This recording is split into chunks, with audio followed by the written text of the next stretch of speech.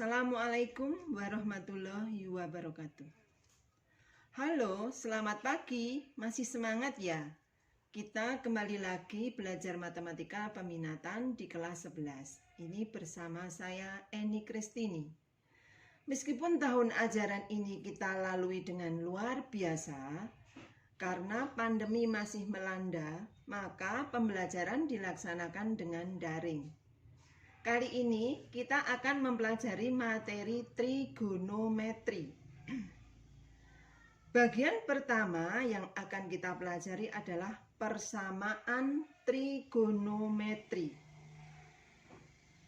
Sebelum kita mempelajari persamaan trigonometri, kali ini kita akan memahami kembali materi-materi prasyarat atau konsep-konsep dalam trigonometri. Persamaan trigonometri, materi-materi prasyarat atau konsep-konsep trigonometri itu antara lain: 1. Nilai sudut-sudut istimewa. 2. Hubungan antar sudut di berbagai kuadran. 3. Grafik fungsi trigonometri. Kemudian yang kita bahas yang pertama dulu. Kita mulai dengan bagian yang pertama. Itu adalah nilai sudut-sudut istimewa. Kalian pasti masih ingat. Sudut-sudut istimewa itu berapa saja? Kalian tahu nilai-nilai sudut istimewa antara lain berapa? Sudut yang di kuadran pertama misalnya. Itu sudut 0 derajat, 30 derajat, 45 derajat, 60 derajat, dan 90 derajat. Kita cari nilai sinusnya, sinus, kosinus, dan tannya. Sinus itu, masih ingat nilai sinus itu dimulai dari sinus 0 itu berapa? Sinus 0 itu 0. Sinus 30 masih ingat? Setengah. Sinus 45 setengah akar 2. Sinus 60 setengah akar 3. Sinus 90 berapa? 1. Dilihat dari nilai-nilai sudutnya, 0 sampai 1 itu sinus. Karena nilai terbesar untuk sinus itu 1, nilai paling kecil itu negatif 1. Nah, kalau nilai sinus itu dimulai dari 0 ke 1, maka nilai kosinusnya dimulai dari 1 ke 0. Nah, 1, sini kosinus 0 itu 1, kosinus 30 berapa? Tinggal balik setengah akar 3 karena dimulai dari 1 ke 0. Terus setengah akar 2, setengah 0. Nah, untuk nilai tannya bagaimana? Tan itu rumusnya apa? Tan itu rumusnya sinus per kosinus. Berarti tinggal bagi. Tan 0 itu sin 0 dibagi cos 0. Hasilnya 0 per 1. Berapa 0 per 1? 0. Jangan keliru 0 per 1. Terus tan 30 itu sama saja setengah dibagi setengah akar 3. Berarti berapa? Setengah dibagi setengah akar 3 nanti dirasionalkan menjadi berapa? 1/3 akar 3. Kemudian yang tan 45 sin per cos juga. Sin setengah akar 2 dibagi cos setengah akar 2 hasilnya 1. Kemudian tan 60 itu sin 60 dibagi cos 60. Setengah akar 3 dibagi setengah. Temunya akar 3. Kemudian yang tan 90. Tan 90 berapa? Tan 90 itu 1/0. 1/0 itu berapa? Kalau 0 per 1, 0. Kalau 1/0, tak terhingga. Nah, dari nilai sinusnya sudah ketemu, cos juga sudah, tinggal dibalik saja ya, nanti nilai sinnya berapa, cosnya tinggal balik, tannya tinggal bagi antara sin per cos. Kemudian kalau misalnya lupa, kamu bisa menggunakan segitiga. Misalnya ada segitiga ini, kita buat segitiga sama sisi, segitiga sama sisi, kita tarik garis bagi. Nah, ini terdapat 2 buah segitiga siku-siku.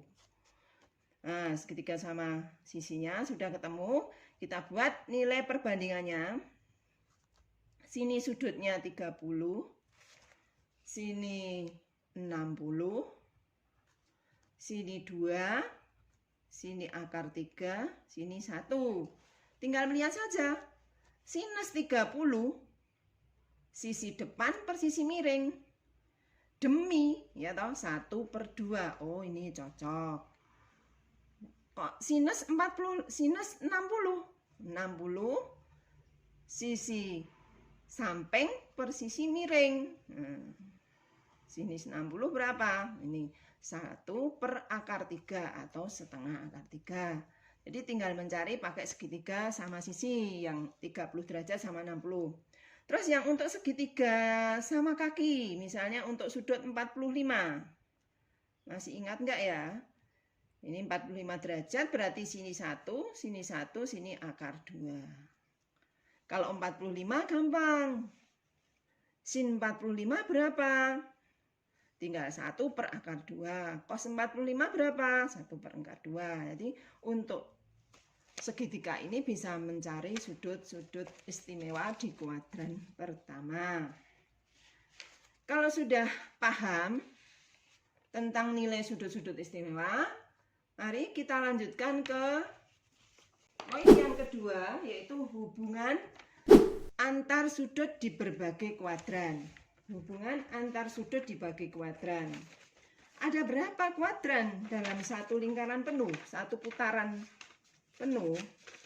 Kita punya koordinat kartesio seperti ini, sudah tak buat. Dibagi menjadi 4. Satu putaran dibagi menjadi 4 kuadran. Yang pertama, kita tentukan nilai sudutnya dulu. Sini 0 derajat, sini 90, sini 180, ini 270, kembali satu putaran, sini 360 derajat. Kuadran pertama di sini, kuadran kedua di sini, kuadran ketiganya ini, kuadran keempat di sini. Dari 0 derajat berputar berlawanan arah jarum jam ya. Dari 0 sampai 90 derajat itu kuadran 1, 90 sampai 180 kuadran 2, 180 sampai 270 kuadran 3, 270 sampai 360 itu kuadran 4, satu putaran. Nah, sekarang kita cari rasio-rasio yang ada di kuadran 1 ini semua positif. Nah, semua positif berarti sinusnya positif, kosinus positif, tannya positif. Jadi ini semua ya al atau semua positif. Nah, kemudian yang kuadran kedua itu yang positif apa? Sinus, sin. Kemudian yang kuadran 3 itu tan. Kuadran 4 apa yang positif? Kosinus. Jadi untuk kuadran sudah tahu semua. Kuadran 1 semua itu semua positif. Kuadran 2 sinus, kuadran 3 tan, kuadran 4 kosinus. Kemudian untuk apa sih kuadran ini? Nah, kembali ke asal sini ya. Untuk nilai 0 sampai 90 derajat kita tulis dengan alfa. Nah, kemudian alfa itu kita konversikan ke kuadran kedua. Kalau kuadran kedua berarti 180 min alfa. Kemudian konversikan lagi di kuadran ketiga alfanya menjadi 180 plus alfa. Alfa kita konversikan di kuadran 4 menjadi 360 plus alfa. Maaf, min alfa, 360 min alfa ya. Jadi kuadran pertama itu alfa, kuadran 2 itu 180 min alfa, atau 0 sampai 90 itu kuadran 1. Kemudian kuadran 2-nya 180 min alfa, kuadran 3 180 plus alfa, kuadran 4 dikonversi menjadi 360 min alfa. Atau negatif apa? Jadi plus minusnya nanti tergantung letak kuadran.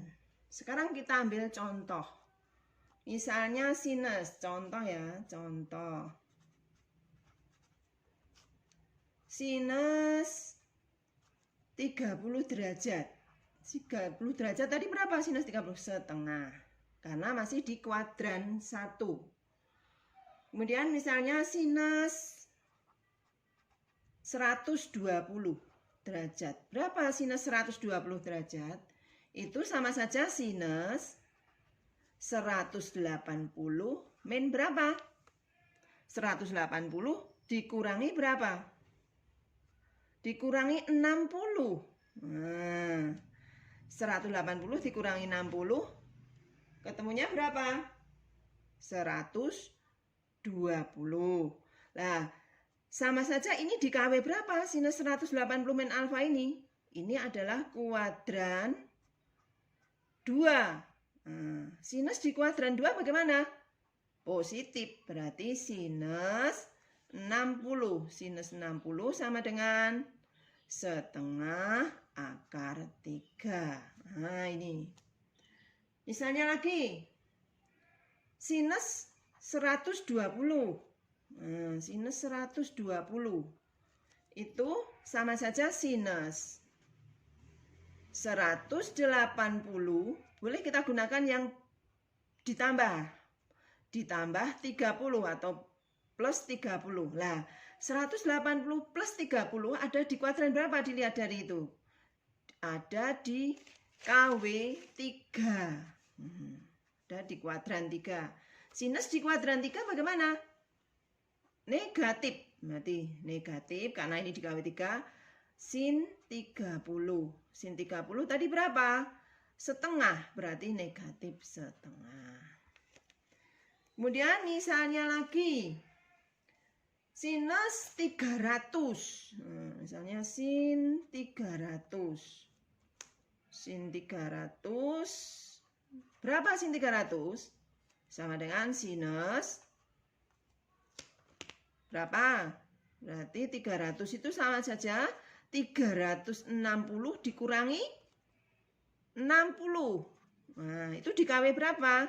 Di KW 4. Karena 360 min alfa itu di kuadran 4. Di kuadran 4 sinus bagaimana? Di KW 4 sinus adalah negatif. Negatif sinus 60. Sinus 60 sendiri berapa?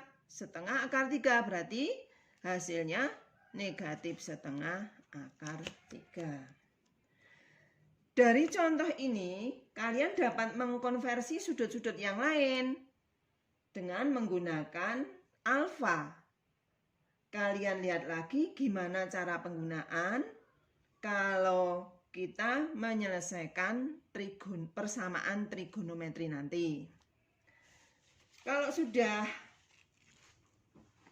paham, kemudian kita lanjutkan ke poin yang nomor 3, yaitu grafik fungsi trigonometri. Kalian masih ingat, grafik fungsi trigonometri ada berapa jenis? Grafik fungsi trigonometri itu ada 3, yaitu Y sama dengan sinus X, Y sama dengan cosinus X, Y sama dengan tan X. Untuk grafik sinus X, saya gambarkan seperti ini sketsanya. Grafik sinus X itu nilai maksimumnya ada di 1 atau nilai terbesarnya 1. Nilai terkecilnya negatif 1. Nah, ini Y sama dengan sinus X. Nah, ini 360, sini 270, sini 180, sini 90 derajat. Jadi untuk grafik Y sinus X itu dimulai dari 0. Y sama dengan sinus X dimulai dari 0. Satu periode itu terdiri satu gelombang berupa satu bukit dan satu lembah. Ini satu bukit dan satu lembah ya. Satu periode. Periode Y sama dengan sin X itu sama dengan 360 atau 2 viradian. Kali grafik sinus itu dimulai dari 0. Jadi tadi misalnya mencari sudut 300 sin 360, tinggal melihat dalam grafik ini. Oh, 360 sinusnya 0. Sinus 180 juga 0. Kalau sinus 90, 1. Sinus 270, negatif 1. Nah, ini. Untuk Y sama dengan sinus X, itu nilai maksimumnya 1, atau nilai paling besar 1, nilai paling kecil negatif 1. Kemudian kita lanjutkan ke grafik Y sama dengan cos X. Grafik sama dengan Y sama dengan cos X dimulai dari 1. Kalau cos dimulai dari 0. Kalau cos itu dimulai dari 1. Kalau sin dimulai dari 0. Sekarang yang Y sama dengan cosinus X. Kita buat sketsanya atau grafiknya seperti ini.